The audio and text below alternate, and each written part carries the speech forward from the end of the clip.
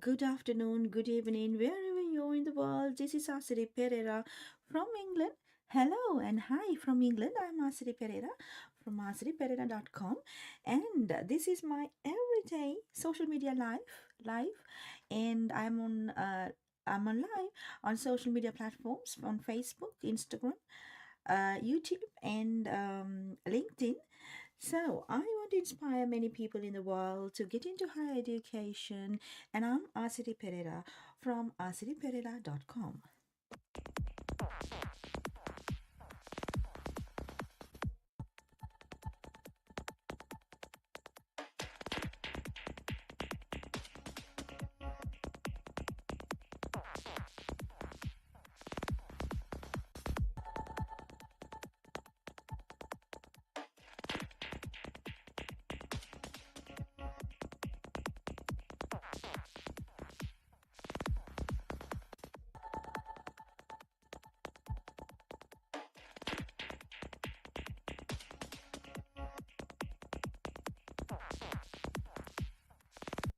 Hello, welcome to my social media live session every day, 10 o'clock UK time. I am giving you some tips and information and a little bit of inspiration for you to start a higher education qualification. And to start wherever you are in the world, you can join our online classes and you can start studying UK qualification. So I have different organizations that I work with. So I really do can support you all the way to achieving a higher education qualification and to go for your desired goal in career and in your qualifications and in your life. So I am so excited.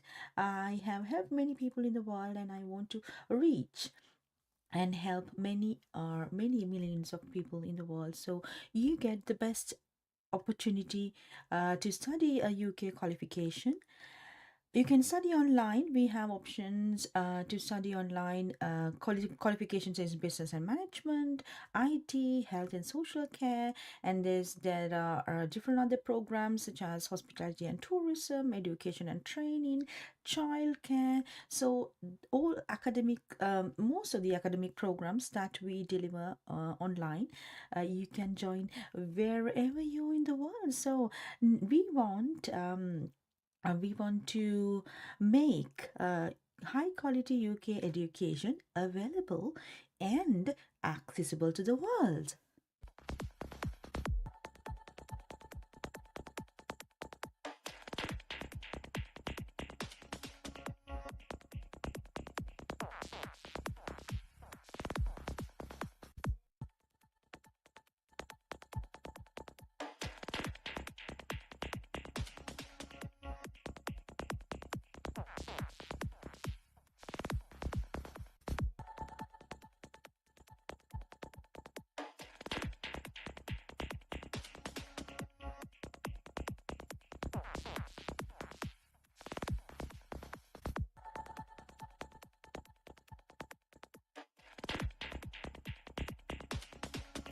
Anyone who's interested to start studying a UK qualification, please go to bmlcollege.com and go and select the faculties. If you want to start studying business management course, go to arts and social sciences faculty and click business school, and you can see all available courses that you can do online.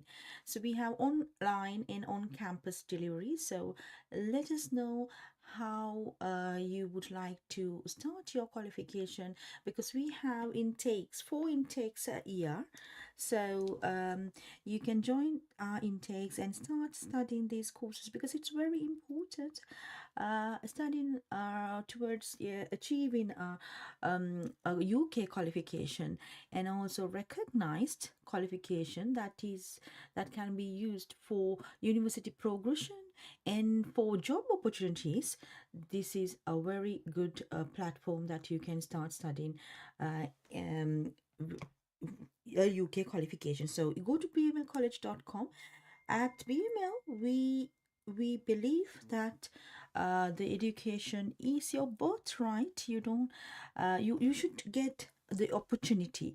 So getting the opportunity is my, I think it's my responsibility. I should be giving you the platforms, the information, and where and how to guide the guidance to start your education journey. So wherever you're in the world, if you want to achieve a UK recognized qualification, a UK qualification that is recognized in the world for higher education or for job opportunities, then it is the BML College. They're offering qualifications that are available to do online. So these are UK RQF qualifications with academic credits.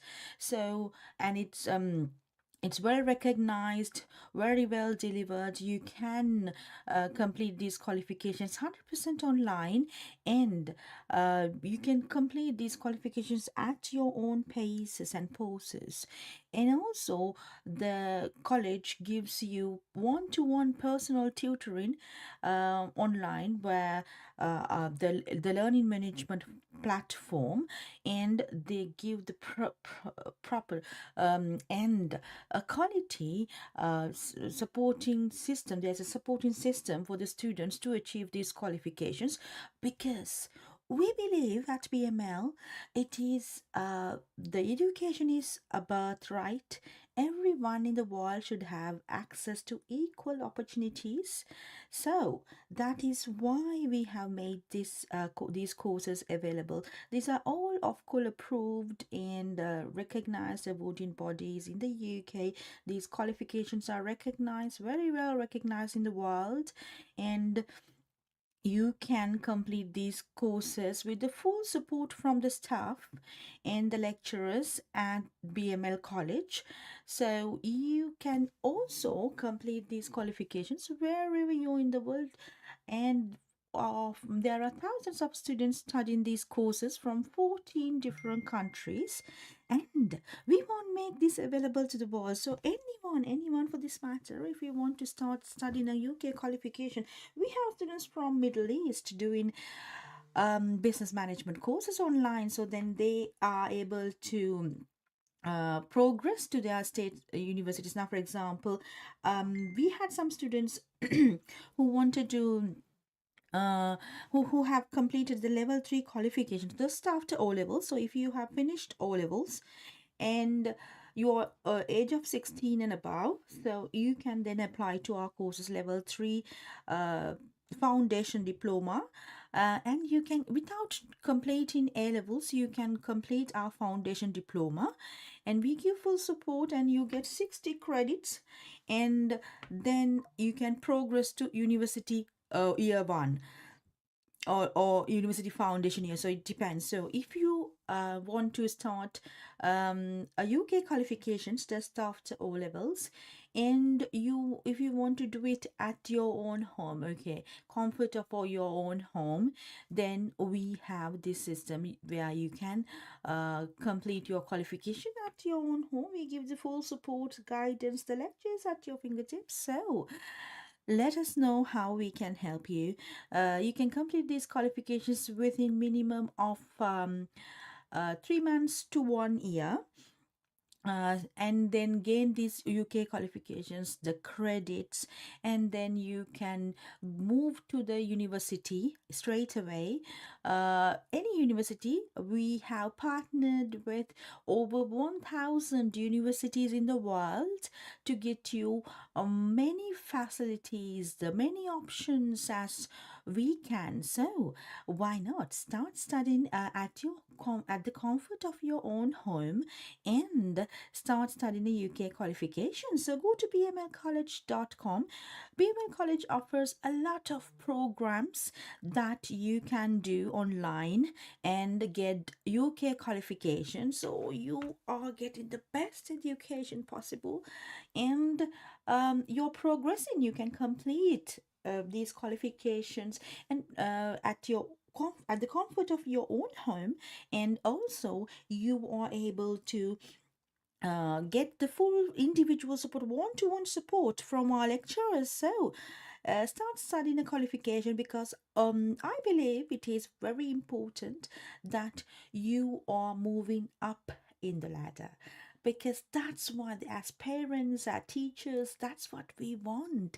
We want to see better human beings are made for the future, and skills development is one of the greatest aspects in education. So we are focusing on giving you the best education with the hand.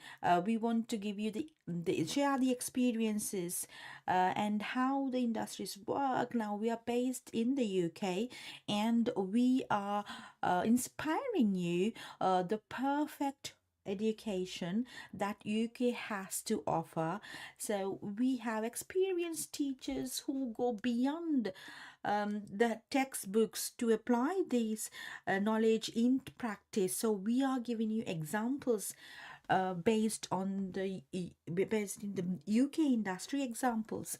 So one of the greatest things that I am inspired to apply to, like, is to, if I am a student, if I want to apply to study in at BML college, the greatest aspect that they offer is they are applying all these industry example. They're using industry examples to inspire you for the best practice, and so you can apply your knowledge into your own home country and see where the improvements gonna happen. Now, for example, when now if a student, now we had some students in business management class and from Sri Lanka. So what the difference that we made into their lives is, we have given, okay, now we take the industry examples, the industry best players in the UK, and we apply the learning based on the UK industries. So we give that insights to them during the class, and we ask the students to apply those best practices that are in the UK, and how you can actually use those to your own home country industries to make it better. Okay, so that is what we want students to think beyond textbooks. Apply your learning into the industries that the organizations or in your own business. We want people to apply to your own business and make sure that, okay, this is how the industry standards are, and this is where our organizations is placed. So the gap between the real operations in your real life has to be applied in order to maintain or uplift the lives of your people, your own country's people. So that is the beauty of education, because you will understand what are the industry standards, the quality maintenance, the compliance. You will learn about all these business trends, how to do the assessments, how to do SWOT analysis, how to do the pastel analysis, like political changes, the macro environmental changes, how it happened in your own country, and how that impact your industries. And then you will understand and evaluate how this is, as an example, what is happening in the UK. So we are sharing UK knowledge with you, so anybody in the world can use our knowledge and our systems, and our tutors have wealth of experience in the industry, and so you can apply your learning into practice to your own sorry, so to your own organizations in your own countries, industries. So that is the beauty of education. So we really need students to think beyond textbooks and be employment ready when you graduate. We don't want just some paper qualification at the end of the lessons, at the end of the programs. We really want, we are focusing on who you become, whether you have built your learning, whether you have built something out of it. Now, for example, some students, when they come to our college, they're very shy to talk. Sometimes they don't do the presentations. They don't have much English knowledge, but they are thriving. That is what matter.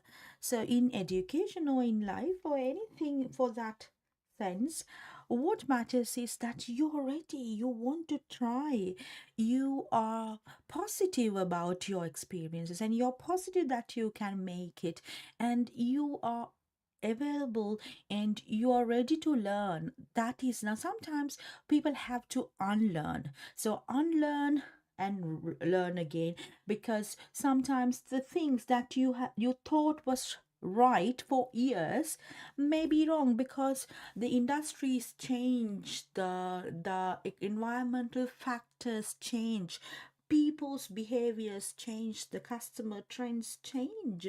So that's why we want education to be very, very modern and be techno savvy, and also it should deliver the future to you. So that is where we make the difference at BML College.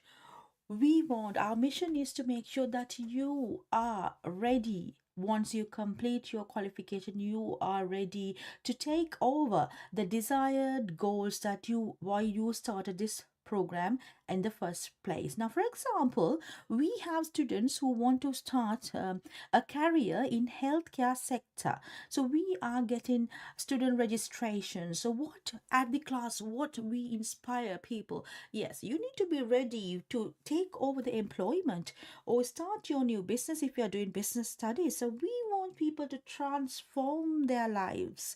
So it's not just something that, okay, you come, sit down, look at the textbooks, write down, and pass the exam, pass the assessments, and here you go. This is your level 3 qualification. No, that is not the purpose of education. At VML, we think you have to put your learning into practice and make sure that you are getting the return on investment of to your knowledge. Okay, so if you want to start studying an online course, go to bmlcollege.com or text me.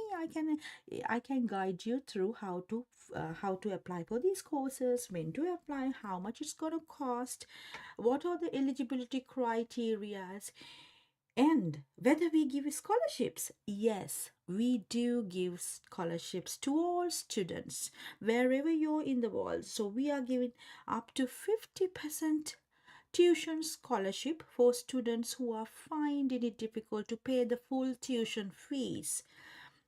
So because we don't want people to think too much, oh, because I don't have money, so I don't think I can do the qualification, or I can learn, I can go, I don't think I can afford. So in that circumstances, we don't want you to just step back because you can't afford. So we are giving you up to 50% of scholarship for all students who want to study online. And you can just write to us.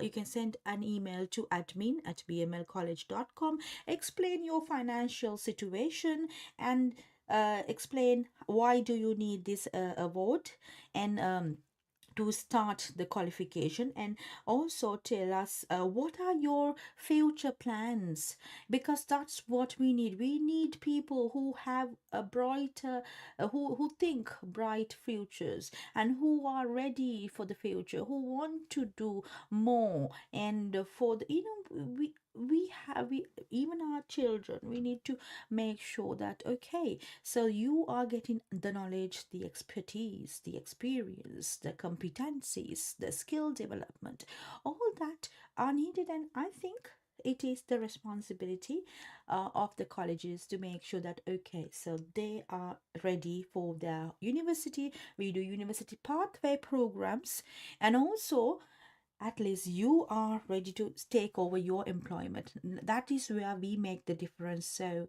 if you want to start studying online, online course, please let us know. You can go to bmlcollege.com, and then you can click the program that you want to study, and click apply now, and we will be able to guide you through the rest of the process.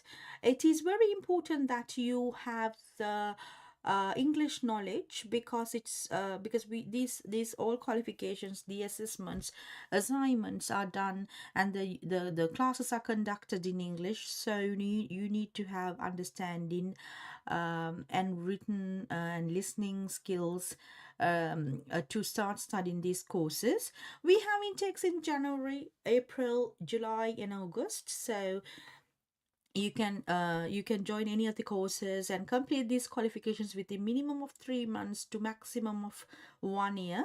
So so it's very important that you start these qualifications just after O levels. You can start. So if you have finished O levels and you are waiting what to do next, then start a course at the comfort of your own home. We have 2 days a week classes.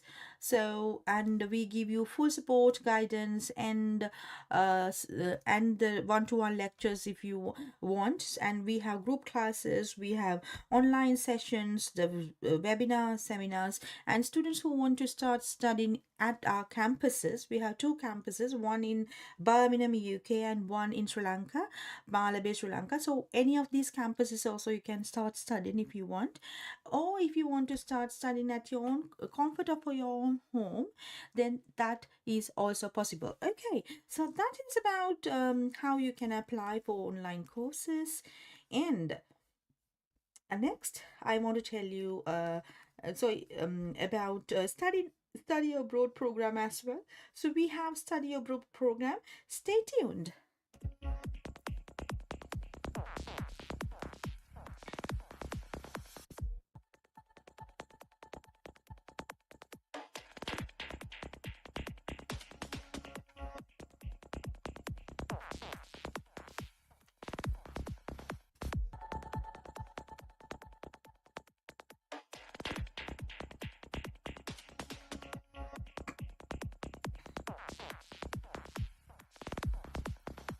Student life in the UK is so exciting. I've made friends from all over the world.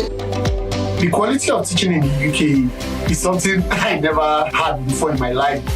Studying in the UK gives me access to research facilities as well as world-class researchers. Even before graduating, I've already received 2 job offers from some of the best consulting firms in the world.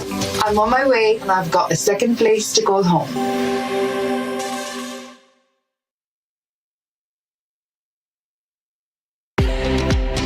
Student life in the UK is so exciting. I've made friends from all over the world. The quality of teaching in the UK is something I never had before in my life.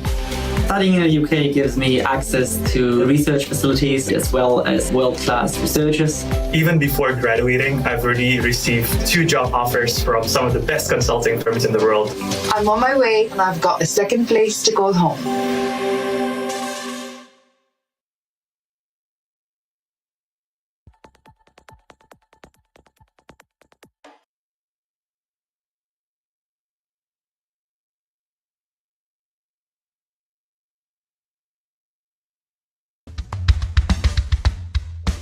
Everybody knows most students are skint.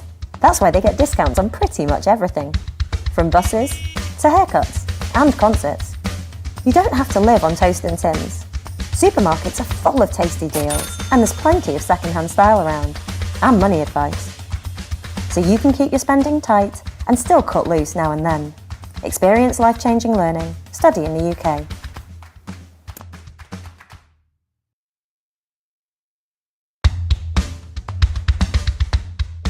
Everybody knows most students are skint. That's why they get discounts on pretty much everything. From buses to haircuts and concerts. You don't have to live on toast and tins. Supermarkets are full of tasty deals, and there's plenty of second-hand style around, and money advice. So you can keep your spending tight and still cut loose now and then. Experience life-changing learning. Study in the UK.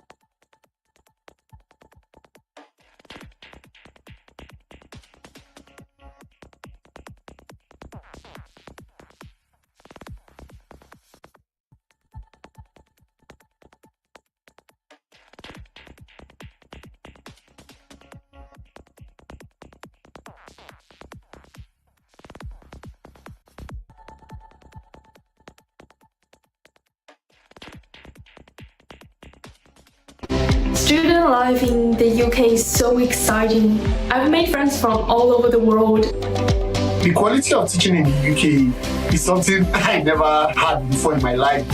Studying in the UK gives me access to research facilities as well as world-class researchers. Even before graduating, I've already received 2 job offers from some of the best consulting firms in the world. I'm on my way and I've got a second place to call home.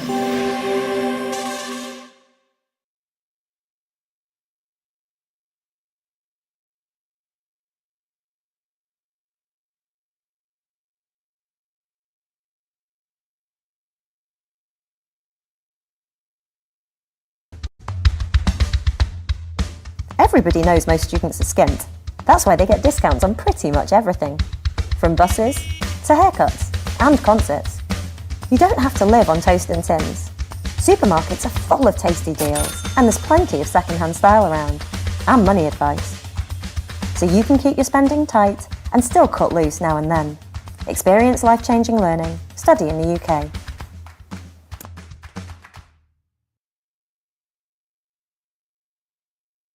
For all students applying for this year, so let us know if you want any help with regards to financial help with your tuition fees. We have up to 50% scholarship for online students.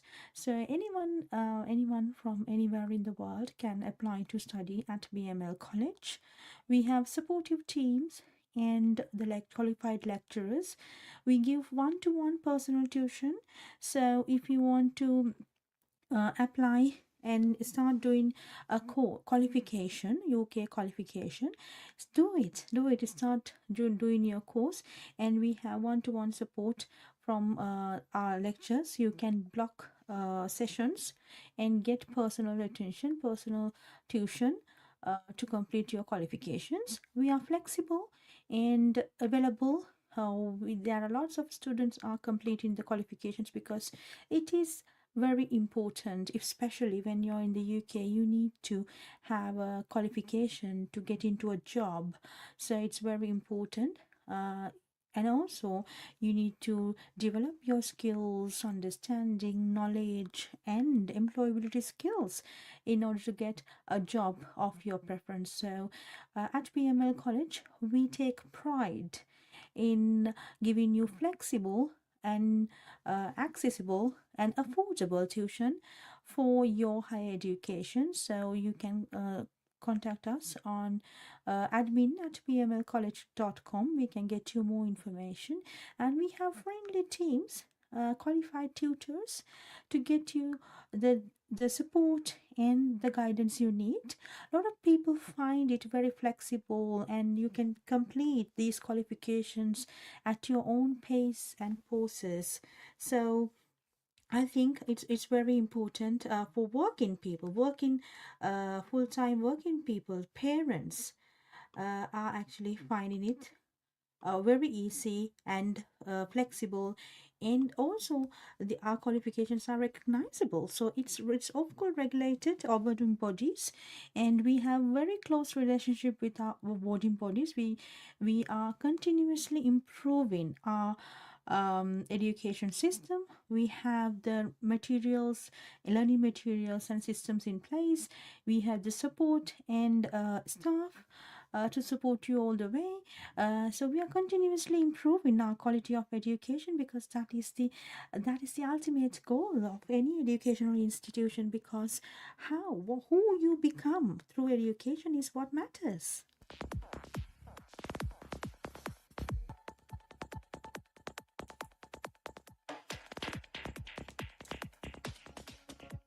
We believe quality education should be affordable and accessible to the world, and we also believe education is birthright. Every one of you should have access to education, because it's not a privilege, it's a necessity. So you need to be educated. You should have information, the knowledge and understanding, a place where you can rely on and get educated. So we think it's a birthright. So every one of you have right to get good education. So we believe high quality UK education should be affordable and accessible to the world. So that's why through BML College, we make it very affordable and accessible to anyone in the world. So anyone in the world, you can join our courses. So how you are going to apply is, okay, you have to go to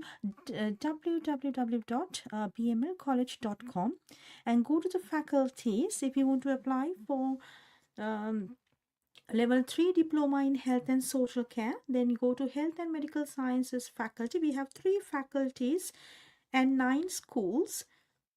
So if you go to health and medical sciences and select the School of Health Sciences, then you get to the School of Health Sciences. At the School of Health Sciences, we are focusing on preparing students to become leading healthcare professionals in the dynamic global healthcare industry. At the School of Health Sciences, we want to ensure you have the best learning experience possible and a supportive and nurturing learning community. Our courses are world recognized, CPD accredited, and provided by ambitious, well qualified, and experienced professionals who are committed to improve and inspire students to get beyond the textbooks and apply their learning into practice and in an innovative manner. So we are a team of professionals who want to develop the employability skills. So we are working with industry experts and also employers and agencies in order to get you best working experience after the graduation or during the graduation. We have work placements in place, and it's not for everybody, but selected work placement opportunities we have, and also apprentices and industry placements we have for the selected individuals. So you need to show your dedication and commitment towards the qualification as well, because it's very important you put your effort. You need to earn your degrees with your using your own knowledge and expertise and improving and learning yourself.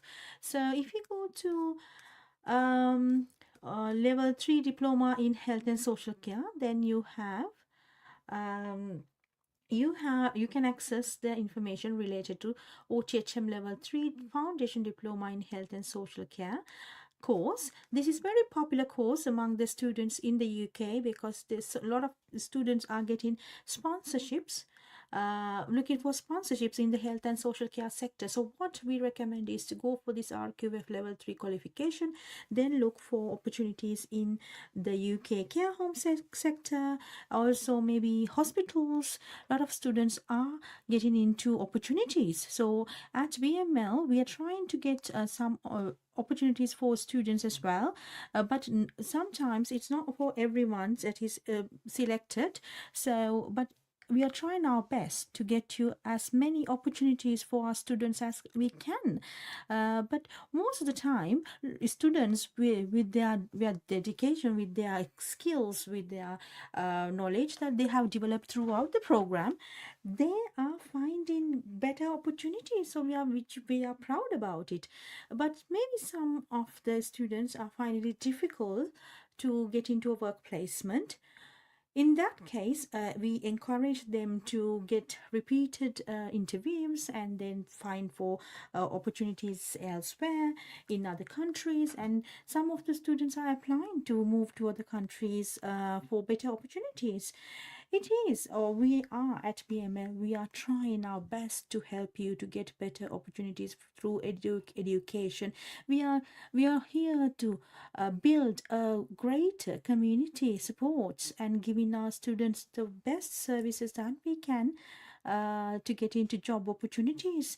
And we give the references, we help them finding better opportunities applying for NHS, and we help them to do their CV, and we do mock interviews, and we guide them through how to do the cover letter and how to find opportunities. So our education system at BML is not only we are encouraging you to get the paper qualification. Yes, it matters matter as well. But then again, what matters the most is who you become, is what we need at BML. So we are changing communities, we are empowering students, and we are proud about what we do. And we want more and more students to get these facilities and make sure that they are gaining the world's like these are RQF qualifications are necessary in order to find better opportunities in the market. So we are inspiring our students to develop their employability skills and become the best version of themselves and apply for many opportunities they can.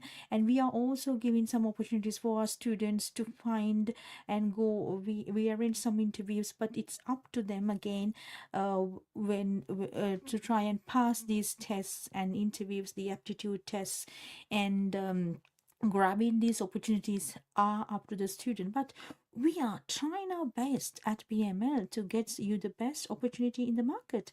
So if you're someone who's looking forward to start studying health and social care and you don't know where to start, or you think it's going to cost a lot, and maybe it is going to consume a lot of your time, and if you think that there are exams to do, so much stressful work to do, then don't worry. At BML we have made it very simple. We are giving the students more support, and also there's no exams to face, there's no stressful exams. It is assignment based and it is work based. So if you are someone who is already working in the care industry, then this is exactly what you need to do. So go join these courses. These are academic courses with 60 credits.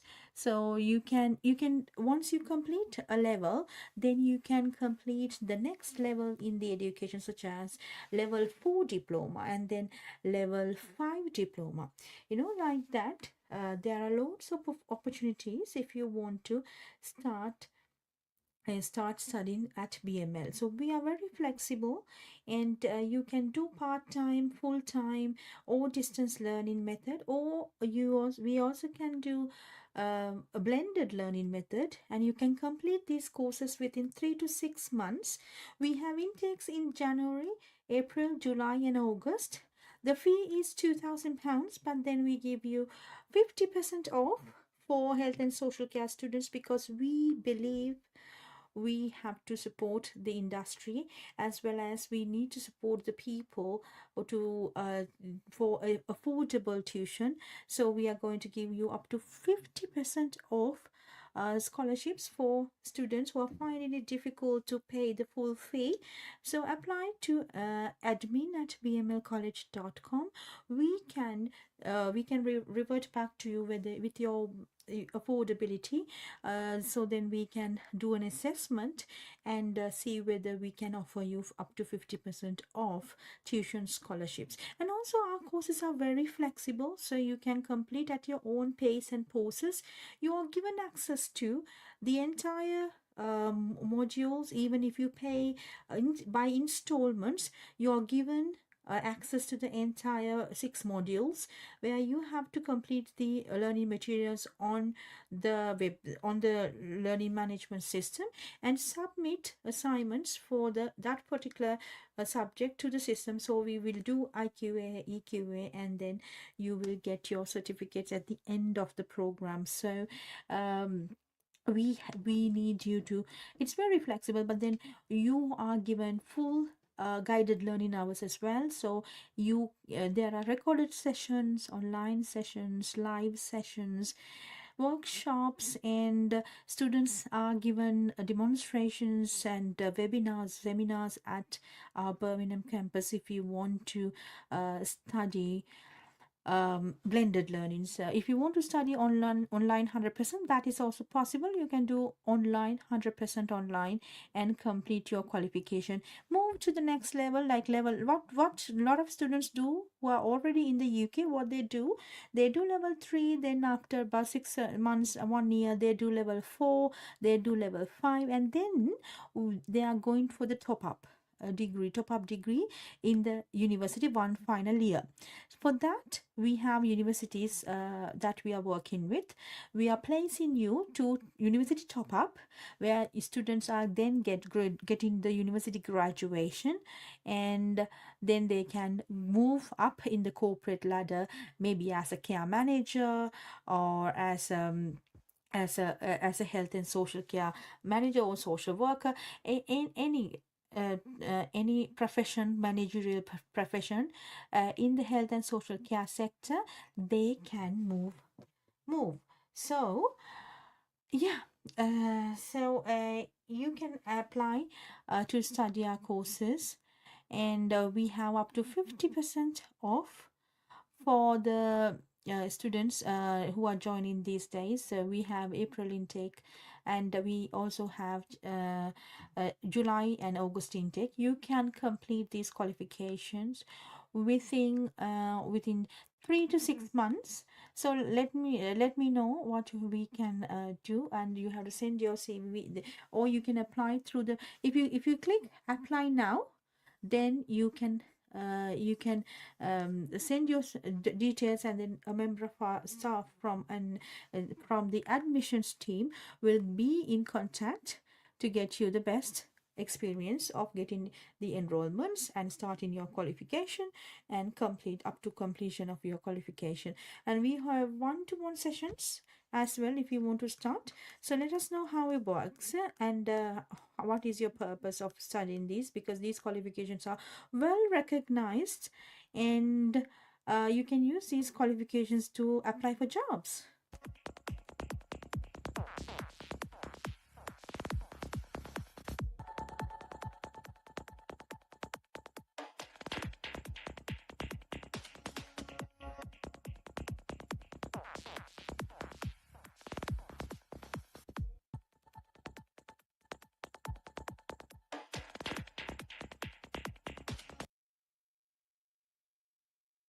RQF Level 3 Diploma in Health and Social Care. There are 6 mandatory units. You get 60 credits upon completing all these modules. The modules include, the mandatory units are the responsibilities of a health and social care worker, personal and professional development in health and social care, effective communication and ethical practice in health and social care, health, safety and well-being in health and social care settings, person-centered approaches, and effective handling of information. So these are mandatory units. Every unit has 10 credits. So you, at the end of the program, you get 60 credits, which is very important. And you can complete this qualification 100% online, and you have to submit. This is assignment based. This is 100% assignment based. There's no exams.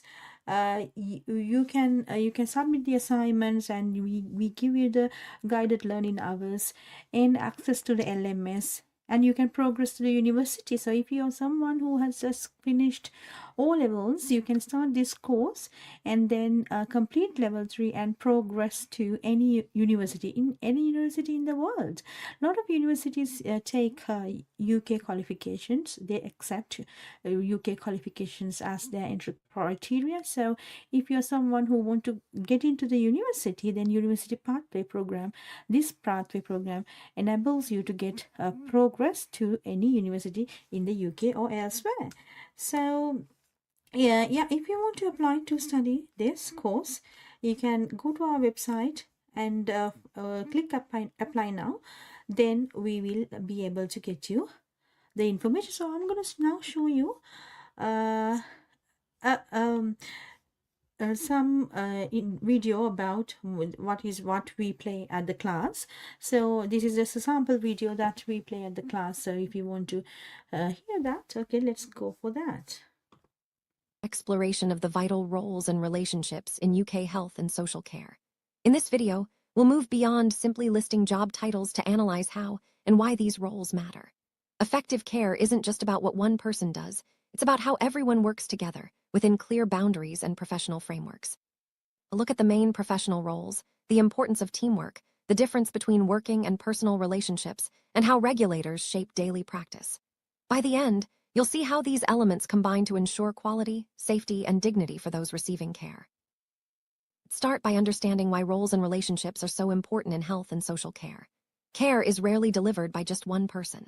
Instead, it's a team effort, with each professional bringing unique skills. When roles are clearly understood and coordinated, outcomes improve for everyone involved. But if roles are confused or fragmented, risks can increase, and the quality of care can suffer. This is why analyzing these roles and how they interact is essential for anyone working in the sector. Modern UK health and social care is built on interdependence. No single role can meet all of a person's needs. For example, medical needs might be led by GPs and nurses, but social workers and support staff are crucial for social support. Rehabilitation often involves occupational therapists and physiotherapists, but it's the daily work of support staff and families that makes real progress possible. Registered care managers oversee quality and safety, ensuring everyone works within regulatory frameworks. When these roles are well coordinated, people receive better, safer care. Adult social workers play a key role in promoting rights, independence, and social inclusion. They assess needs under the CARE Act 2014, balance risk and autonomy in safeguarding, and coordinate multi-agency responses. For example, in cases of self-neglect, social workers lead meetings with housing, mental health services, and GPs to create plans that respect the person's choices while managing risks. Their analytical skills and ability to bring different agencies together are vital for effective, person-centered care. Nurses and GPs are at the heart of clinical care. GPs diagnose, prescribe, and coordinate referrals, while nurses implement and evaluate care, supervise support workers, and act as patient advocates. Their roles are complementary. GPs often rely on nurses, detailed observations from daily contact. Effective communication between these roles is crucial.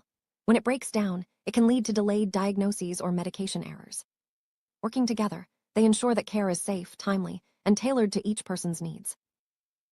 Paramedics are often the first professionals to respond in emergencies. Their role has grown to include assessing whether hospital admission is necessary, which can relieve pressure on emergency departments. Paramedics' decisions directly impact patient safety, continuity of care, and how well community and primary care services work together. Their ability to make quick, informed decisions is essential for both immediate and long-term outcomes. Registered care managers are responsible for translating regulatory and professional standards into everyday practice. They shape organizational culture, staffing, and training, ensuring that everyone knows their role and receives the support they need. Managers also respond to inspections and complaints, and their leadership is crucial for maintaining high standards. When leadership is weak, serious failings can occur, as seen in some UK care home inquiries. Strong management is the backbone of safe, effective care. Occupational therapists, OTs, and physiotherapists bring a rehabilitative focus to care. OTs help people engage in meaningful activities and adapt their environments, while physiotherapists focus on movement, strength, and preventing falls. Their effectiveness depends on support workers implementing their programs consistently and managers allocating the right resources. This teamwork ensures that rehabilitation is not just a one-off event, but a continuous process that supports long-term well-being. Support workers are the backbone of adult social care in England. They provide most of the direct personal care and emotional support. Senior support workers add leadership on shifts, mentor new staff, and have detailed knowledge of individuals' preferences. Recognizing and valuing these roles is essential for dignity, continuity, and person-centered care. Without their dedication, the whole system would struggle to function effectively. Relationships between colleagues are built on teamwork, mutual respect, and shared responsibility. For example, two support workers on a dementia unit must share information promptly, coordinate tasks, and support each other emotionally. In a hospital ward, nurses, healthcare assistants, and ward clerks work as a team to manage admissions, discharges, and daily care. Effective teamwork reduces burnout and ensures that no one is left to manage alone. Supervisory relationships, such as those between senior support workers and registered managers, are central to governance and learning. Managers provide feedback, address poor practice, and identify training needs. Staff are encouraged to bring forward safeguarding concerns and ideas for improvement. Where supervision is absent or weak, poor practice can go unchallenged, which can have serious consequences for service users. Multidisciplinary teams, MDTs, bring together professionals from different backgrounds to plan and deliver care. In a community mental health team, for example, psychiatrists, nurses, social workers, psychologists, and support workers work together to support people with severe mental illness. In care homes, care planning meetings involve nurses, OTs, senior carers, and family members. These teams are essential for holistic, person-centered care, but require clear communication and leadership to avoid role conflict. Relationships with other professionals, advocates, and families are a daily part of health and social care. For example, a district nurse and a domiciliary care worker may coordinate visit times to ensure wound dressings and personal care are aligned. Legal advocates support individuals whose rights might be overlooked, as there are communication difficulties. Staff must also balance respect for family knowledge with the individual's autonomy and confidentiality. It's important to distinguish between working and personal relationships in health and social care. Working relationships are purposeful, boundaried, accountable, and collaborative. They are defined by job descriptions, contracts, and professional codes. For example, a nurse delegating a task to a support worker must ensure the worker is competent and provide clear instructions. Personal relationships, on the other hand, are based on emotional connection and are voluntary, not part of a formal contract. Personal relationships, such as friendships or family ties, are built on emotional connection, mutual affection, and shared interests. They are voluntary and reciprocal, not governed by organizational policy. In contrast to working relationships, personal relationships are shaped mainly by personal values and social norms. Understanding this difference is crucial for maintaining professionalism in care settings. Maintaining clear boundaries between working and personal relationships is essential in health and social care. There is often a power imbalance between workers and service users, and blurring these boundaries can lead to exploitation, favoritism, or breaches of confidentiality. For example, accepting gifts or money from a service user can undermine trust and lead to unequal treatment. Professional boundaries protect both workers and those they support.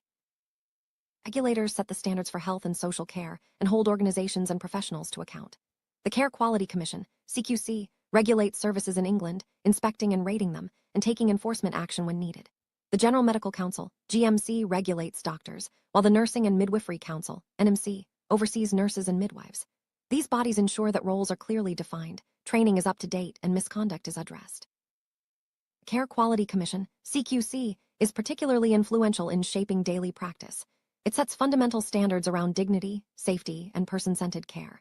Registered care managers, nurses, and support workers must all work within these standards. The CQC's inspections and reports help drive improvements and ensure that care remains safe and respectful for everyone. NHS Improvement and NHS England oversee the performance of NHS providers, focusing on quality improvement and financial sustainability. Their frameworks influence staffing models, governance, and quality systems across the sector. By setting expectations and monitoring outcomes, they help ensure that care is both effective and efficient. General Medical Council, GMC, and Nursing and Midwifery Council, NMC, are responsible for regulating doctors and nurses, respectively. The GMC sets standards for medical education and practice, while the NMC's code emphasizes person-centered care, communication, and safeguarding. These regulators ensure that professionals are competent, ethical, and accountable. General Dental Council, GDC, regulates dental professionals, ensuring safe and ethical practice. The Health and Care Professions Council, HCPC, oversees allied health professions, including occupational therapists and physiotherapists. Both bodies set standards for conduct, performance, and ethics, shaping how these professionals deliver care. Healthwatch England acts as the statutory consumer champion for health and social care. It gathers feedback from service users and communities, reporting concerns about quality, access, and dignity. Practitioners and managers should engage with Healthwatch findings to improve services and ensure that care is responsive to people's needs. The National Institute for Health and Care Excellence, NICE, produces evidence-based guidelines and quality standards. These documents inform local policies, clinical pathways, and care planning. By following NICE guidelines, GPs, nurses, therapists, and support workers can ensure that their decisions are based on the best available evidence. Other bodies, such as local safeguarding, adults boards, professional associations, and commissioners, also play a role in shaping expectations and standards. Workers must understand the specific regulatory context of their service, whether it's mental health, learning disability, or domiciliary care, and align their practice with current guidance. Interaction between roles and relationships directly influences the quality and safety of care.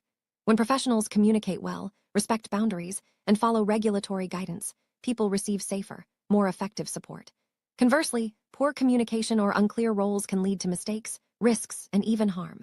That's why continuous learning and reflection are so important in this field. Person-centered values are at the heart of health and social care. This means putting the individual's needs, preferences, and rights first. Every role, from support worker to registered manager, must work together to ensure that care is tailored to the person, not just the process. This approach leads to better outcomes and greater satisfaction for both service users and staff. Safeguarding is a shared responsibility across all roles in health and social care. Staff must be alert to signs of abuse or neglect and know how to report concerns. Managers provide training and support, while regulatory bodies set the standards. Effective safeguarding relies on clear communication, strong supervision, and a culture where everyone feels able to speak up. Continuous learning and development are essential in health and social care. Staff must keep their knowledge and skills up to date, while managers identify training needs and provide opportunities for growth. Regulatory bodies often require ongoing professional development as part of maintaining registration. This commitment to learning helps ensure that care remains safe, effective, and evidence-based. Strong communication skills are vital for all health and social care workers. Whether it's sharing information with colleagues, explaining care plans to families, or listening to service users' concerns, clear communication builds trust and prevents misunderstandings. Training in communication is a core part of professional development and is emphasized by all major regulators. Respecting the dignity of every individual is a fundamental principle in health and social care. This means treating people as equals, valuing their choices, and protecting their privacy. All roles, from support workers to managers, have a responsibility to uphold these values in every interaction. Regulatory standards reinforce the importance of dignity and respect in daily practice. Confidentiality is a key aspect of professional boundaries in health and social care. Workers must protect personal information and only share it when necessary for care or safety. Breaching confidentiality can damage trust and lead to serious consequences. Training and clear policies help staff understand their responsibilities and maintain high standards. Accountability means being responsible for your actions and decisions. In health and social care, this includes following policies, documenting care, and being open about mistakes. Managers and regulators expect staff to be accountable, as this helps maintain trust and ensures that care is safe and effective. Accountability is a shared value across all roles. Professional codes of conduct set out the standards expected of health and social care workers. These codes cover areas such as respect, honesty, confidentiality, and competence. Adhering to these codes is not just a legal requirement, it's a way of ensuring that everyone receives high-quality, ethical care. Regular training and supervision help staff stay up to date with these standards. Supervision is a key mechanism for supporting staff and maintaining standards. Regular supervision sessions provide opportunities for feedback, reflection, and problem-solving. They help staff develop professionally and ensure that any issues are addressed early. Effective supervision contributes to a positive workplace culture and better outcomes for service users. Conflict can arise in any workplace, including health and social care. It's important to address disagreements constructively, using clear communication and mediation where necessary. Managers play a key role in resolving conflicts and ensuring that teams continue to work effectively together. Training in conflict resolution is often part of professional development. Promoting inclusion means ensuring that everyone, regardless of background or ability, has equal access to care and support. This involves challenging discrimination, adapting services, and valuing diversity. Inclusive practice is supported by training, policies, and a commitment to person-centered care.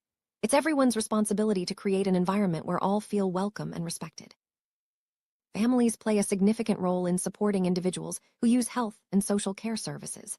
Professionals must work collaboratively with families, respecting their knowledge while maintaining the individual's autonomy and confidentiality. This partnership approach helps ensure that care is holistic and responsive to the person's needs. Advocates support individuals whose rights or wishes may be overlooked, especially when there are communication difficulties or limited capacity. Health and social care workers often work alongside advocates to ensure that people's voices are heard and their rights are protected. This is a key part of ethical, person-centered practice. Clarity about roles and responsibilities is essential for effective teamwork. Everyone needs to know what is expected of them and how their role fits into the wider team. Clear job descriptions, regular meetings, and open communication help prevent confusion and ensure that care is delivered safely and efficiently. When working relationships break down, the impact can be serious. Poor communication, lack of trust, or unclear boundaries can lead to mistakes, low morale, and even harm to service users. That's why investing in positive relationships and strong teamwork is so important in health and social care. Continuous improvement is a core value in health and social care. Teams regularly review their practice, learn from feedback, and make changes to improve quality and safety. Regulatory inspections, audits, and service user feedback all contribute to this process. The goal is always to provide the best possible care. Ethical practice means doing the right thing, even when it's difficult. This includes respecting rights, maintaining confidentiality, and acting in the best interests of service users. Ethical dilemmas are common in health and social care, and staff must use professional judgment, seek advice, and follow codes of conduct to resolve them. Reflective practice involves thinking about what went well, what could be improved, and how to learn from experience. It's a key part of professional development and helps staff provide better care. Regular reflection, individually and as a team, supports continuous improvement and personal growth. To sum up, roles and relationships in health and social care are complex, but essential for quality, safety, and dignity. Each professional brings unique expertise, but it's the way they work together, within clear boundaries and regulatory frameworks, that makes the real difference. Understanding these dynamics is central to ethical, person-centered care. Ultimately, well-defined roles and constructive relationships are the foundation of human rights, dignity, and well-being in everyday care. By maintaining professional boundaries, collaborating effectively, and adhering to regulatory standards, health and social care workers can make a real difference in people's lives. Thank you for joining us on this journey through the responsibilities and relationships that shape UK health and social care.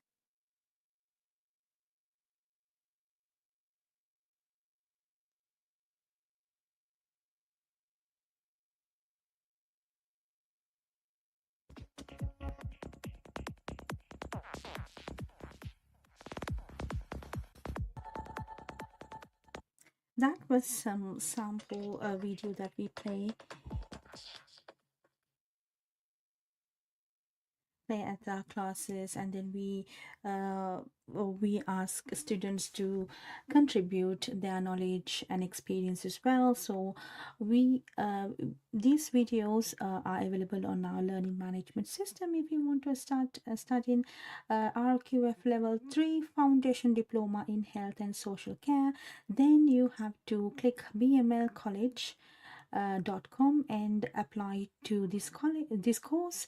Then a member of our admission team will be in contact to see whether you are eligible, because it is very important that you need to have a high school education, and if there is any experience and knowledge of English in order to get into these courses, because these courses are conducted in English.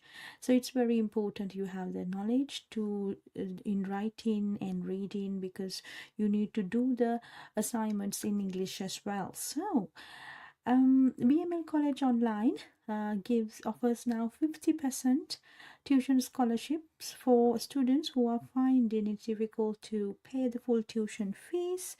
You only got to do is to write a letter to admin@bmlcollege.com asking for the scholarships, explaining your financial situation. So we are supporting all the students who irrespective of their differences. So we are supporting all students to get into higher education, because we believe higher education should be affordable and accessible for all. So up to 50% tuition scholarships are available for all students. If you want to study RQF level 3, we also have level 4, 5, 6 as well. So if you want to study these qualifications, and RQF qualifications are recognized for any employment or to get into higher education courses in the university. So our students are either getting to the university or getting the full-time employment within 6 months of their graduation. So we have 97% of our students getting their job that they wanted, and also or if they are coming to do university pathway programs, then our students are getting into their desired goals. So many students, like 97% of our students are getting, so maybe it's about 2 to 3%. If they are finding it difficult to get, we are having support systems in place to support them as much as we can. So apply at bmlcollege.com. We have 24/7 support and access to LMS, and 100% online learning option is there. We have qualified teachers and a sophisticated LMS and also recorded learning sessions for you if you want to start studying at your own pace and process. Okay, I will play some more videos that we play at class so you can understand like how the things work, and then if you get inspiration to apply to study at BML College Online.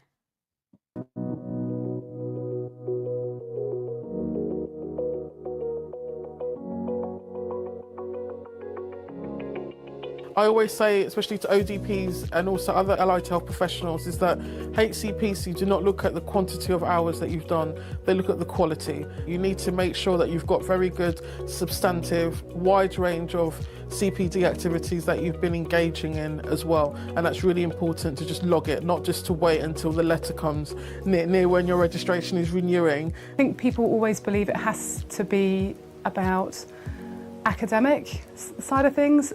And there is an element of academia because you have to maintain a professional standard. But at the same time, I think a lot of it is about raising your awareness and knowledge and getting a very lateral view and a holistic view of everything that's around you.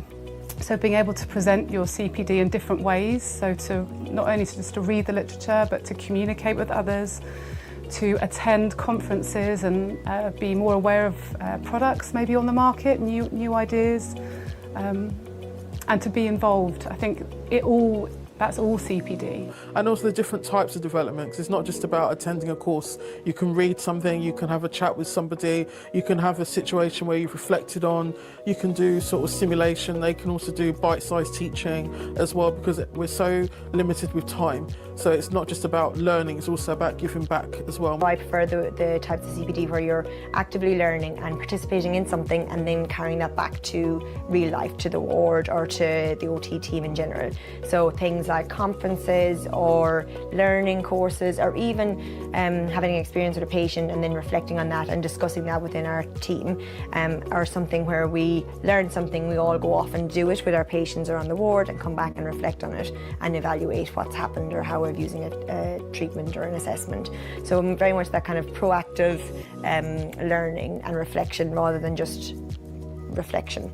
Well, reflection obviously is very important as well, but I would prefer the more proactive, active learning kind of CPD tasks. And someone's actually enjoyed just attending a course, so it's all well and being that you're delivering it, but it's also good to attend courses to get information as well. So it's all different things, journals. I'm just about to have a chapter published in a medical book, and that was a big challenge, like doing lots of reading and research and then making it into a chapter that somebody will potentially be referencing. And on the HCPC, the website, and on the CPD list, it gives you such a wide range of activities that you don't even appreciate that is actually CPD, and it is CPD. Even watching TV programs, things like that as well. So it's a fantastic resource to use. It's amazing how quickly your CPD actually goes up. If you're regularly attending things or regularly discussing, whether you're having supervision sessions, mentoring sessions, you're reading literature, all of these things I put down, and however minor they seem to you, it's a learning point and a learning curve in your journey. So I record everything, and I'm always amazed at how much I've learnt and how much I'm progressing.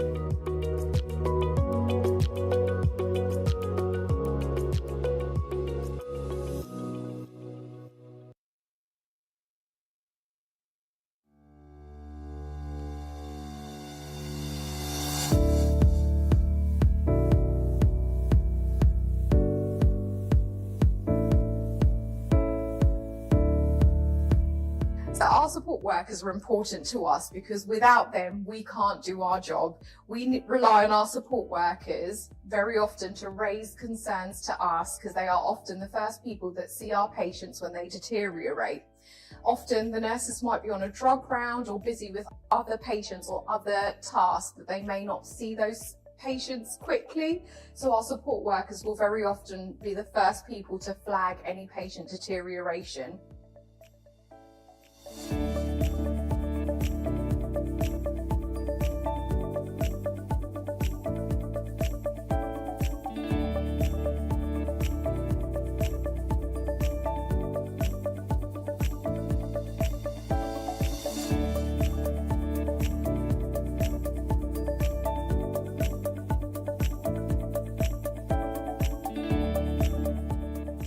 My name's Scott. I've been working in healthcare for over 25 years, and working at PHU has been the best 3 years of my life. I thoroughly enjoy it and would recommend it to everyone. I leave for work very early in the morning because I do travel quite a distance. I do long days, and my day is busy from beginning to end. I wouldn't have it any other way. I feel like I achieve a lot doing a long day rather than doing a short shift. And for me, it gives continuity as well, both for the patients and for the work with the team. Wanting to learn new skills, clinical skills, and also use my experience to help the community where I grew up. My matron at the time recognised the skills that I had to develop my role. I enjoyed my role as a support worker, knowing that I can support such a wonderful team that I work with, and also providing a high standard of care to the patients that need my help, knowing that I've got the skills to be able to deliver everything they need. I find that healthcare is built into you. You should be something that you find natural and want to do. It shouldn't be a chore, and it should be something that's safe for the patient and for yourself. Enjoyment is the key. Honestly, working on D7 West and the trauma orthopaedic team, they're like a family to me. They're an extension of my family. They're welcoming. They've been pretty much the highlight of my time here, as well as the patients. As a senior healthcare support worker, I've taken on the role of assessing for care certificates for new healthcare support workers. I enjoy the mentorship side of things. I enjoy showing new, young people coming into the profession what the job's all about, really.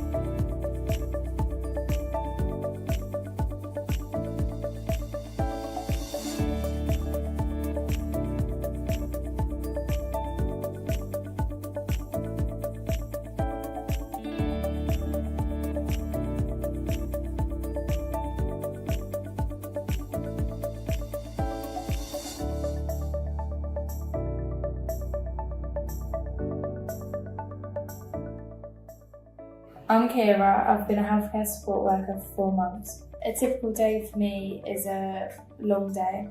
So I would come in and start off with handover from the night staff, and then we'd give out breakfast, and then move on to the washes and bed changes, and then help the nurses out and do some observations on all the patients. And then it gets to lunch, we hand out the next meal of the day, and after lunch we do the menus for the following day, and then give out dinner. I got into care to eventually become a nurse, and I know PHU offers a nursing apprenticeship, and the healthcare support worker role was a clear starting point for my journey. Previously working as a housekeeper, I wanted to have a role that had more interaction with patients and get more clinical experience. The role can be challenging and mentally draining, especially in longer shifts. Sometimes patients stay with us for longer periods of time. However, it makes it all worthwhile receiving personal thank yous, seeing improvements, and being able to understand what they're going through. I love my role as a healthcare support worker because my team are all very supportive, and I can also find additional support from the pastoral team. Working as a healthcare support worker in our cancer wards, we are offered regular catch-ups, and there are also times set aside where I can share my difficulties.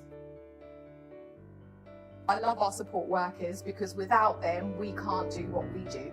They are the heart of this hospital and really do make a huge difference to not just the nurses, but to our patients every day. Thank you for everything you do.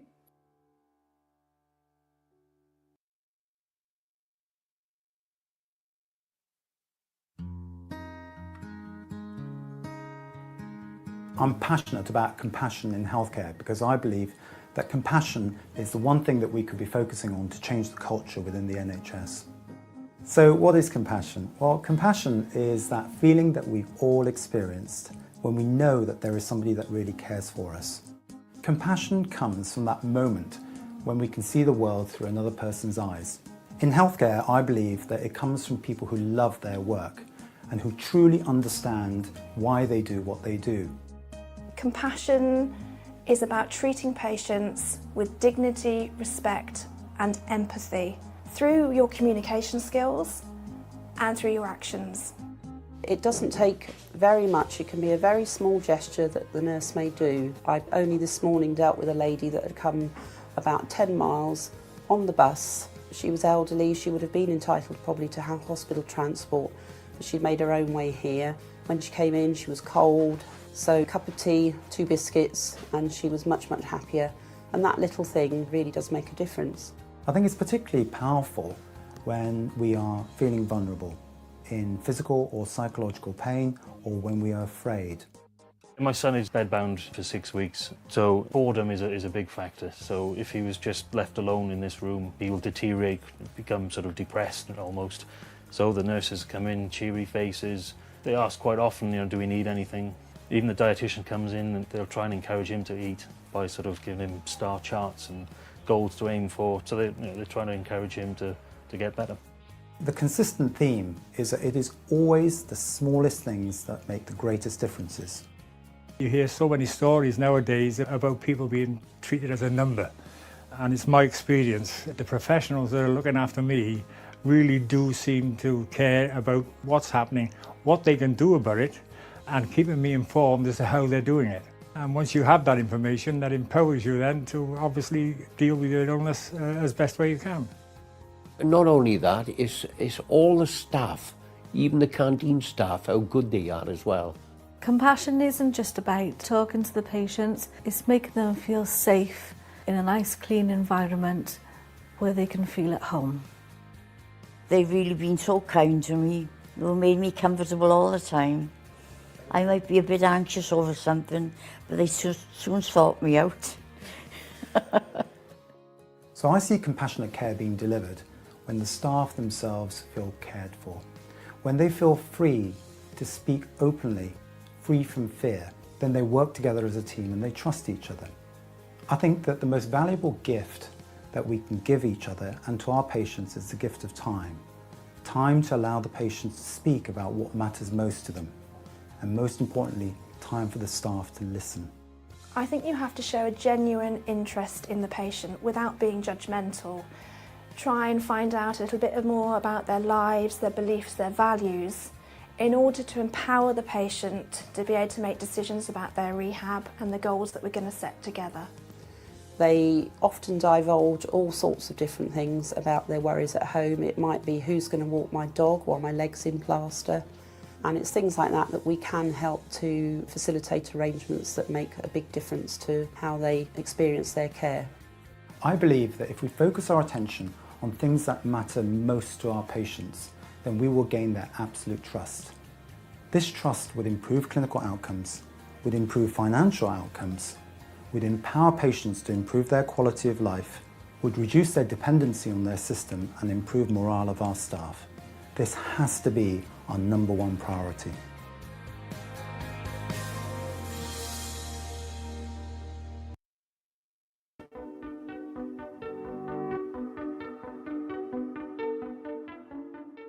The most important skills that someone needs to bring with them to be successful in a career in healthcare is compassion. And actually it's not really the skills, it's the behaviours and values that we're looking for. So we can teach anyone how to insert a catheter, how to take blood pressure, but what's much harder to do is to get someone to understand how to start up a conversation with a stranger who's in a bed, who they might not ever see again, to understand that it's the really small things that make a difference to those people, to be conscious about how they impact on their colleagues and how sharing information, offering volunteering to do tasks that might be quite minor, make a huge difference to how the team operate and then to the quality of the service that we deliver. The most important skill needed for a career in health and social care, I would say, is having a good communication skills.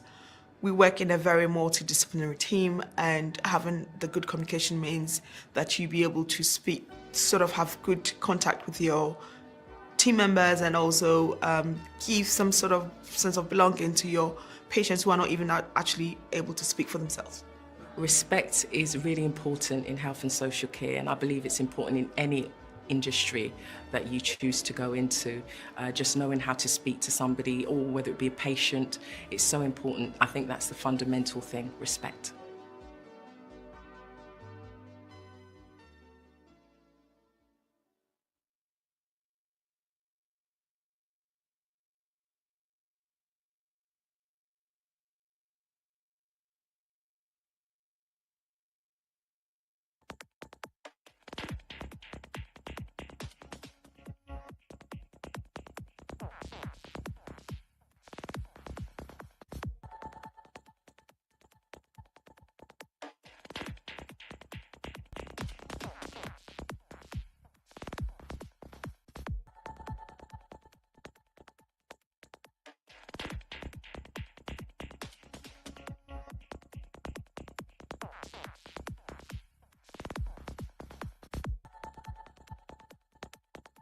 You're with Asiri Pereira from asiripereira.com, and I am here to get you information about higher education opportunities, the job opportunities that you can find in the global markets, and how you can change your future, because you are the creator of your life. So you have the pen, you have the pencil to write your journey. So I am here to inspire for individuals, like maybe the students, and maybe you're maybe someone who's already in the market, like doing a job or a business. So I am here to give you some inspiration to you to go to higher education, because some of you may not think that if you're stable in your career, or if you are someone who's making a good living, and you might think maybe we don't need diplomas, we don't need degrees, it's just we are okay, we are safe, we are fine, I'm doing a job. Right, so give it a thought, because I think higher education and getting academic knowledge is very important, because that's where you are actually trying to understand. Okay, more you learn, more you think that there's a lot to learn still, right? So if you are someone, maybe you're in your different stages of life, like for example, I have students sometimes asking, oh, I'm too old to go for a diploma, I'm too old to go to the university now. No, not like that. We have different options for students who still want to go for a college diploma, and if you want to go to university for your higher education, it is important because it gives you the sense of achievement. It gives you a different side to life, insights to your life. So, and people who are educated seems to um, live a structured life. So that's where education matters. So if you're somebody who is still okay, think okay, they are stable and good, yeah, that's good as well. But then on a side, get an academic qualification, go for level 3, level 4, start with level 3. If you think that okay, you're a manager in an organization, but you don't have a MBA, so what if you have an MBA aside as well, which gives you a good wealth of knowledge, and also it gives you the pride, and then also you can see that this gives sense of achievement, the knowledge, the research skills, academic skills to do research, and it will give you a better decision making skills, and it will give you leadership skills, managing change, Because a lot of people, sometimes when you get unexpected situations in life, so many people panic, and maybe they make decisions that shouldn't have taken at that time. You regret later. Sometimes you regret your life later. I could have done this, I could have done that, in when I didn't use my time proper. So the what many people regret is what you have not done. So if you're somebody or a manager and you think, no, it's a time for me to complete my MBA, complete my undergraduate degree, then maybe you have left off somewhere, or you have dropped out somewhere because of your personal circumstances, and maybe because because of your financial circumstances, sometimes because of the stress and the different situations that you were in at that point of time. So then some of you may have dropped out. So you can start now again. So contact me. I have given my hotlines.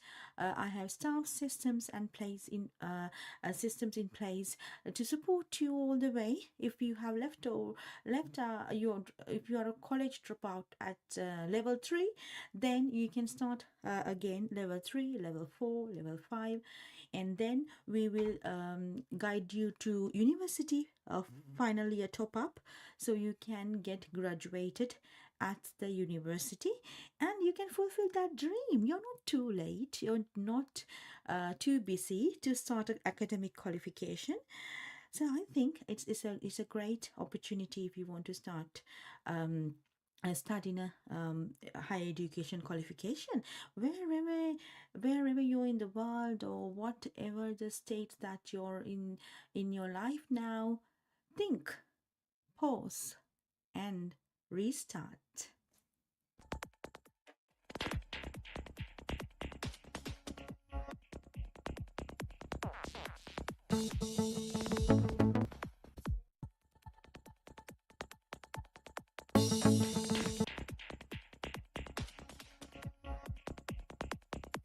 This is another aspect of my business that I do.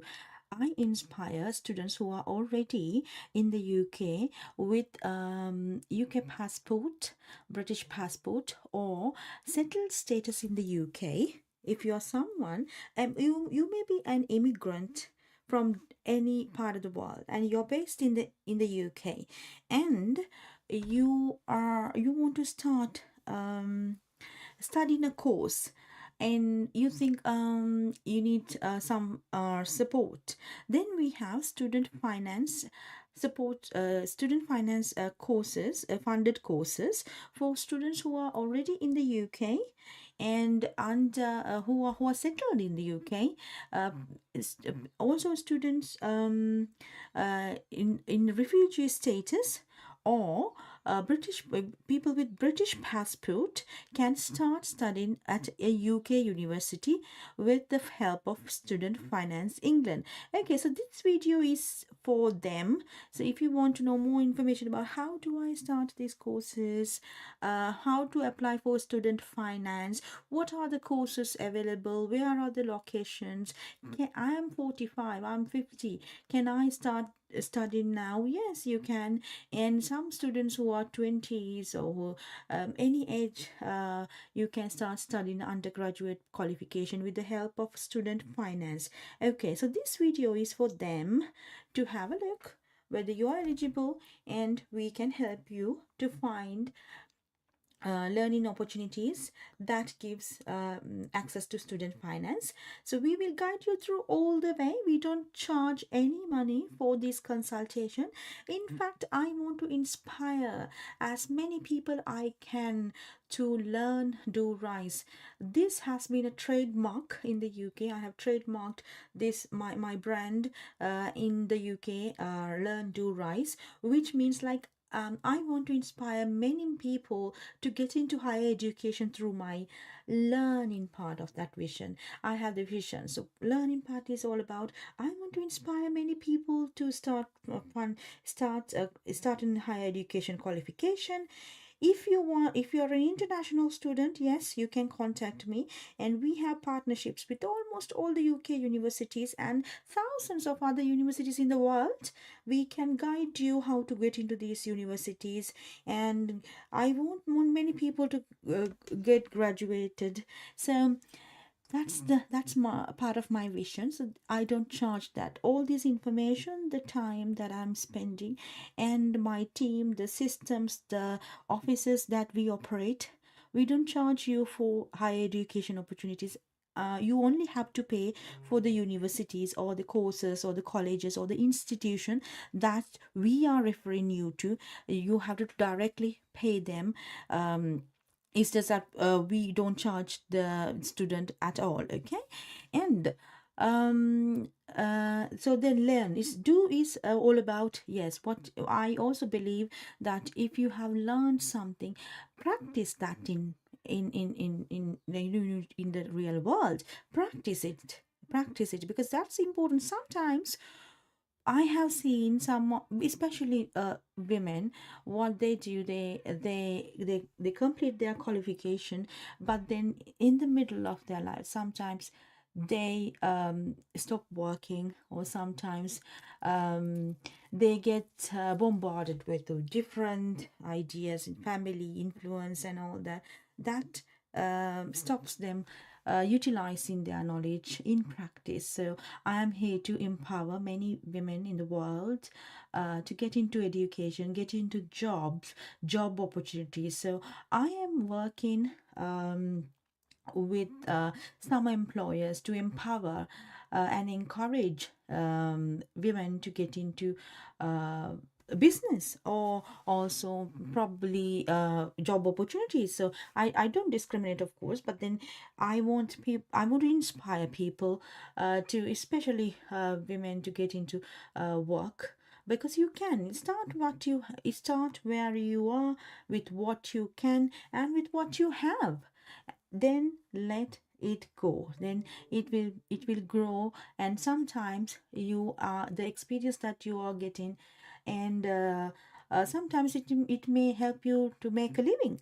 So that's what I want you to start with, where you are, with what you have and what you know, and I'm here to support. Now, if you're only having a level 3 kind of learning, or the understanding and knowledge, then we can move into level 4 and up to bachelor's level, and then the master's level. So there are lots of opportunities in the global markets as well. So I also want to inspire people to go beyond your limits. Sometimes we are very comfortable with our comfort zones, but what is a line beyond the comfort zones, maybe that is a life-changing opportunity for you. So think about it. And if you need any help, let me know. The guidance, the support, my teams and I are here to support you. So students finance, I'm going to tell you about student finance. It is a very good platform where your full tuition fee is paid by the Student Finance England, and they also offer maintenance loan facilities for working people, or for the students and parents also. So you get a maintenance funds to support your lifestyle whilst you are learning. So this is one of a good thing, that if you want to start studying, so this is a very good opportunity to get into higher education. If maybe you have left your education somewhere in O levels or A levels, and after that maybe a certificate or diploma level, but you couldn't complete the undergraduate qualification, then this is the time to start, and I am here to support.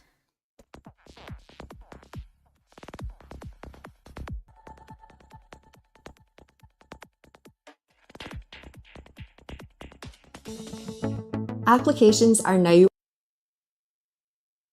open. If you're thinking about going to uni or college and planning to apply for student finance, you should follow these easy steps to make sure you get your money in time for starting your course. The quickest and easiest way to apply for student finance is online. It can take up to 6 weeks to process your application, so you should apply for student finance as soon as possible. If your application is late, your money might be too. Don't worry if you don't have a confirmed place at uni or college. You can apply using your preferred choice and simply change the details online later if you need to. When filling out your application, you'll need your passport, national insurance number and bank details, so make sure you have these to hand. If you don't already have a bank account in your own name, you'll need to open one, as we need these details so we can pay you your money. It will take around 30 minutes to complete your application. Some student finance can depend on your household income, which is the income of your parents or partner. If you're applying for this, we'll need some information from them too. Remember, your application can't be assessed until we have all the information we need. You should send us any evidence we ask for as quickly as possible to avoid any delay in your application being processed.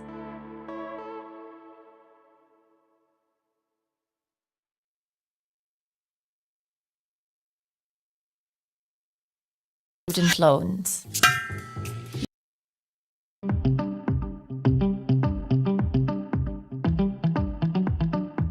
Student finance applications open in early spring.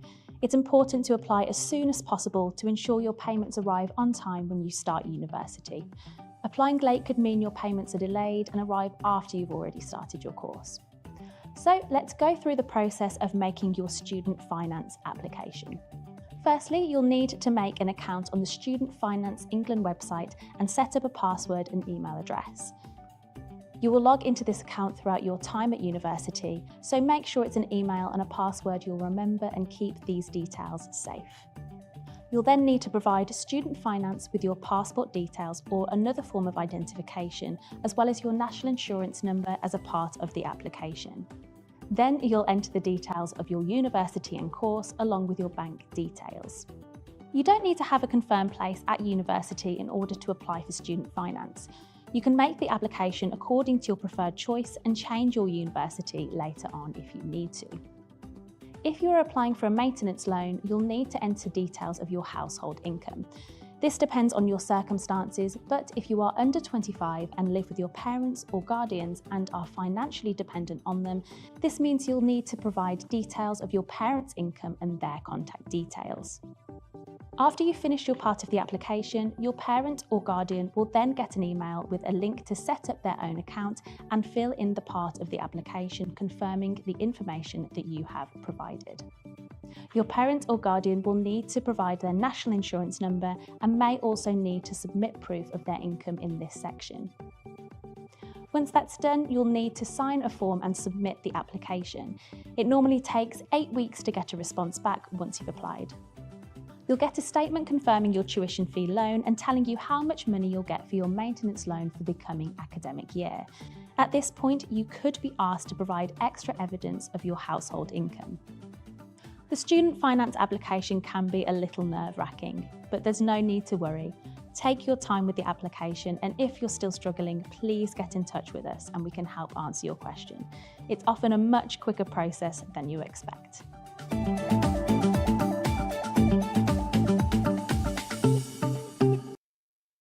Loan after you've graduated.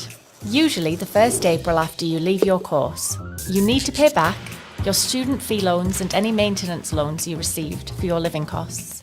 You don't need to pay back scholarships and bursaries or any additional support such as the Disabled Students Allowance. You'll only begin to make repayments once you earn over the threshold amount of your repayment plan. If you're on Undergraduate Repayment Plan 5, you'll pay 9% of your income over the threshold amount. For postgraduate loans, you'll pay 6% of your income over the threshold amount. The yearly threshold amount for Undergraduate Repayment Plan 5 is £25,000. So if you earned £26,000, you'd pay 9% of £1,000 per year. The yearly threshold amount for postgraduate loans is £21,000. So if you earned £30,000, you'd pay 6% of £9,000 per year. Repayments come out of your salary at the same time as tax and national insurance and will be displayed on your monthly payslip. If you're self-employed, you'll make your repayments at the same time as you pay your tax. How much you repay per month depends on how much you borrowed, your repayment plan, and the amount you earn. Meet Maeve, Harry, Emily and Jordan. They are all home fee paying students who are looking to study at the University of Sunderland. Maeve, Harry and Emily are planning to start their undergraduate degrees in September 2026. Their tuition fees will be £9,535 per year. As UK home students, they can apply to Student Finance England for a tuition fee loan to pay for their fees. This will be paid directly to the university. They can also apply to Student Finance England for a maintenance loan to cover their living costs. They can work out how much they could be eligible for by using the government's Student Finance Calculator. Jordan is planning to study a postgraduate degree in psychology, which costs £9,000 when studied full-time. To help him pay his fees, he's applied for a government-backed postgraduate master's loan from Student Finance England. This loan is not means tested on his household income, so he can apply for the maximum sum of £12,858. This means once his £9,000 tuition fee has been paid, he can use the remaining £3,858 for other living and course costs. Once Maeve, Harry, Emily and Jordan have graduated and are earning a certain amount, they'll start making repayments on their student loans. Let's take a closer look. Maeve is 18 and has applied to study medicine. Her parents have a household income of £40,000. According to the government's Student Finance Calculator, she is eligible to receive an £8,285 maintenance loan in year 1 of her course. When added to her course fee, this means Maeve will borrow a total of £17,820 in her first year. Maeve will graduate in July 2031, so will start repaying her loans in April 2032. She'll initially be working as a Foundation Year 1 doctor and could earn around £36,000 per year.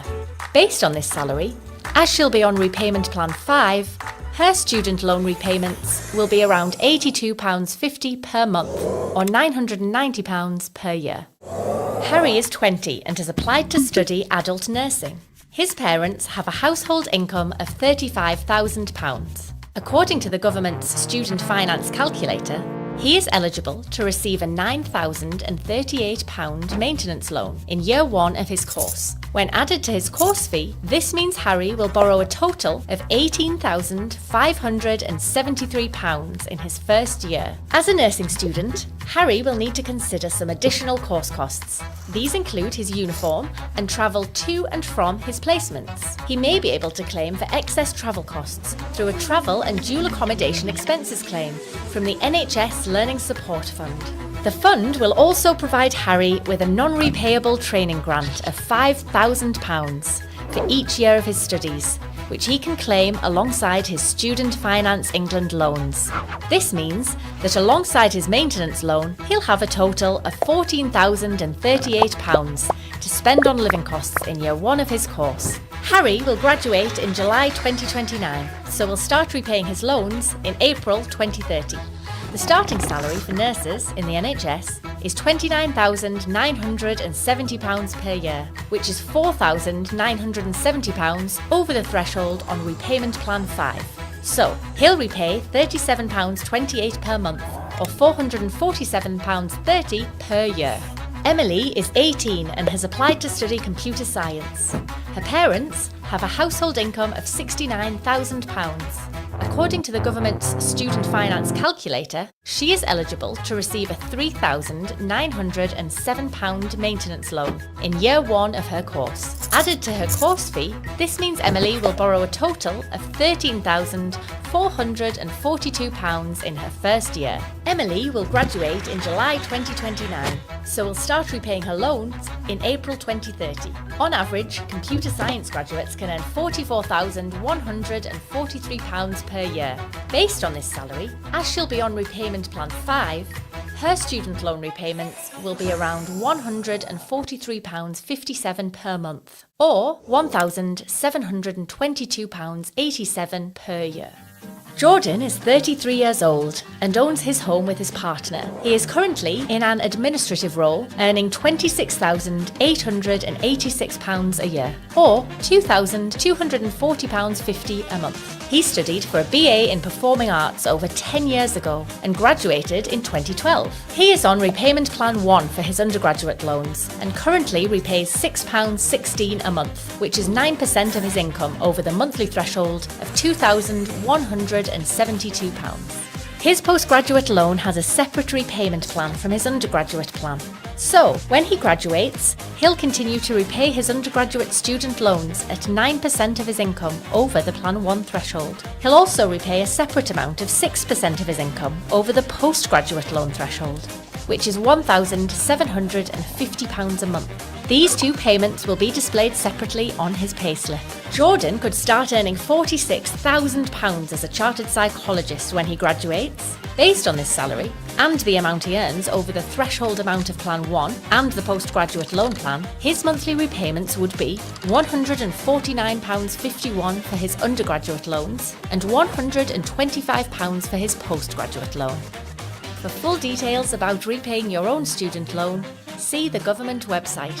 For more information on student finance, please contact our Student Financial Guidance team.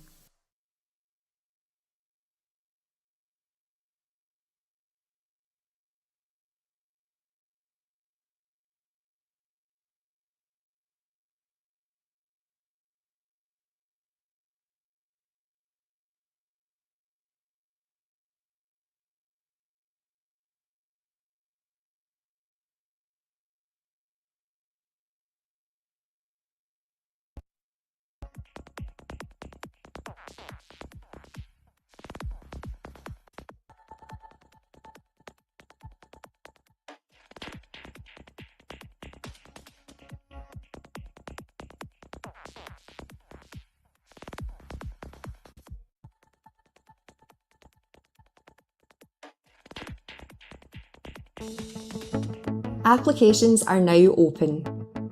If you're thinking about going to uni or college and planning to apply for student finance, you should follow these easy steps to make sure you get your money in time for starting your course.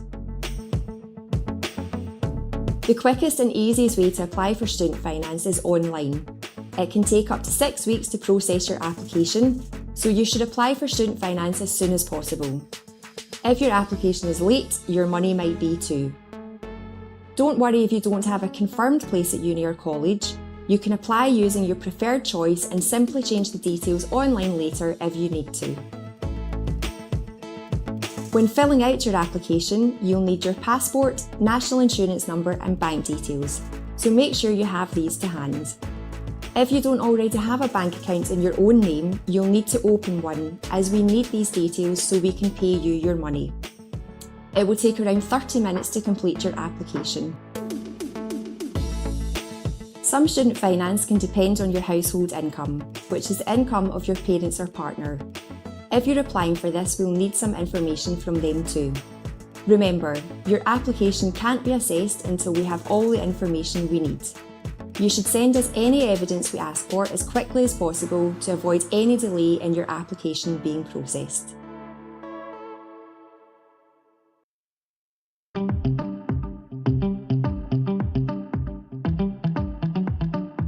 Student finance applications open in early spring. It's important to apply as soon as possible to ensure your payments arrive on time when you start university. Applying late could mean your payments are delayed and arrive after you've already started your course. So let's go through the process of making your student finance application. Firstly, you'll need to make an account on the Student Finance England website and set up a password and email address. You will log into this account throughout your time at university, so make sure it's an email and a password you'll remember and keep these details safe. You'll then need to provide student finance with your passport details or another form of identification, as well as your national insurance number as a part of the application. Then you'll enter the details of your university and course along with your bank details. You don't need to have a confirmed place at university in order to apply for student finance. You can make the application according to your preferred choice and change your university later on if you need to. If you're applying for a maintenance loan, you'll need to enter details of your household income. This depends on your circumstances, but if you are under 25 and live with your parents or guardians and are financially dependent on them, this means you'll need to provide details of your parents' income and their contact details. After you finish your part of the application, your parent or guardian will then get an email with a link to set up their own account and fill in the part of the application confirming the information that you have provided. Your parent or guardian will need to provide their national insurance number and may also need to submit proof of their income in this section. Once that's done, you'll need to sign a form and submit the application. It normally takes 8 weeks to get a response back once you've applied. You'll get a statement confirming your tuition fee loan and telling you how much money you'll get for your maintenance loan for the coming academic year. At this point, you could be asked to provide extra evidence of your household income. The student finance application can be a little nerve-wracking, but there's no need to worry. Take your time with the application, and if you're still struggling, please get in touch with us and we can help answer your question. It's often a much quicker process than you expect.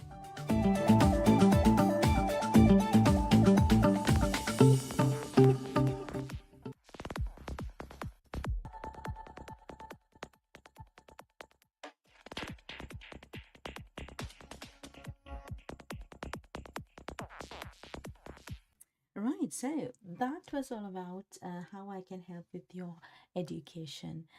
Um, from international students to home students and online students, wherever you're in the world, I have options for you. If you want to start studying a UK qualification that is recognized around the world for job opportunities as well as higher education opportunities. UK education and the certificate that you gain once you complete your qualification, that matters, because you need to have a good CV and a wealth of experience as well as the knowledge to the certificates to show that the you are eligible for that level of employment. Now, for example, if you are a care worker, you need to have level 3 certificate in health and social care, so that gives you the eligibility to start your career as a health and social care worker. If you are someone who wants to study Masters in Business Administration, MBA, then you need to complete your level 7 and then top up. So you need to have experience and up to level 7 education to go for MBA top up, or undergraduate qualification you need to have in order to progress your education to postgraduate qualification. So everything, if you're not sure how these education things work, or what are the levels that you're eligible for, what type of knowledge that you gain after completing these qualifications, how many academic credits you get, and how the UK education system works, you can contact me, because I have completed my undergraduate, the diplomas, the certificates up to masters, and I'm doing my PhD. So all that education part I have gone through, and that is why I can be sure that this is the pathway that you should follow, because some of the people are not competent enough to find out what is the best pathway for me. I have about 15 years experience as a manager, but I would love to have a MBA aside, because that gives you a recognition, that gives you the sense of accomplishment, and also it shows that you have developed that skills, the knowledge, the understanding in your industry, the sector, because academic qualifications in the UK are very well organized, and also it gives you wealth of knowledge, understanding, and develops the skills, employability skills. So that's why I am recommending you to start your qualification, whatever your industry you are in.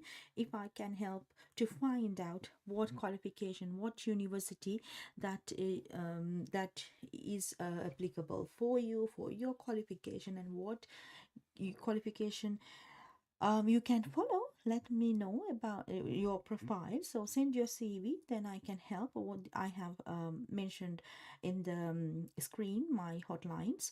You can call, and this is available on WhatsApp. So you can WhatsApp, you can send me a message and ask me how I can help with your life, structuring your life's educational programs, like what is you want to start and what is your financial circumstances, whether you are eligible for the funding, whether we have some student loans available as well for international students. So if you want to start some if you are someone who's looking forward to start studying in the UK university and you want to go you want to come to the UK for education, like any UK university, or we also work with other universities in the world, like universities in Canada, Australia, New Zealand, Dubai, USA, Europe.